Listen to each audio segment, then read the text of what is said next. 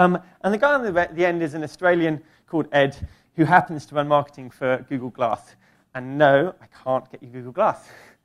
I probably need to add a picture to point out that I can't get anyone a driverless car either. It's a big company. We do an awful lot of things.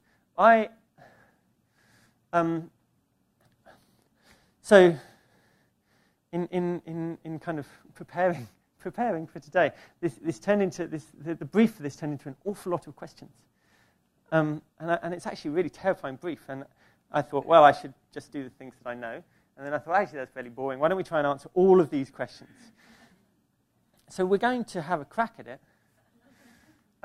It means that the first half is actually going to be a little bit super geeky. And then, once you get through that, it's basically a load of videos and nice, softer, sort of fluffier things. Hopefully it's interesting. I've kind of filled with fear that it's not interesting and it's not useful.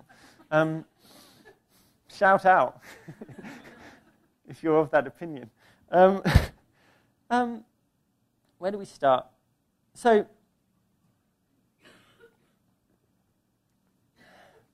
I believe in a world of digital that doesn't involve screens.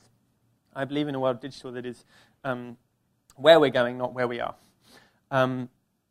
I firmly am convinced that the things that we value, artifacts and art and performance and the live, will remain just as valuable for the next 500 years.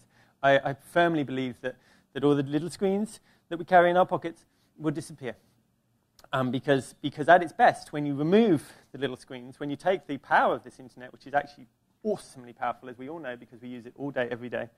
Hello. All right. Oh, really? Am I a bit soft?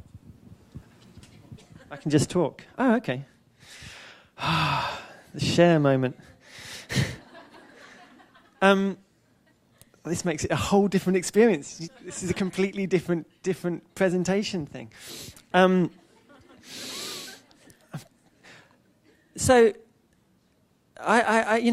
when digital began, so when you remove the digital, when you remove the phone, when you remove the computer, when you actually hide these things and you allow the internet part to kind of infuse itself into physical objects. This is a lovely project from a group called Berg, where they basically printed tickets, train tickets, so that on every train ticket, it gave you a moment during the train ticket where you should look out the window.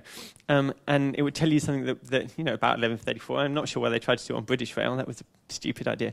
But it would tell you what you were going past, theoretically.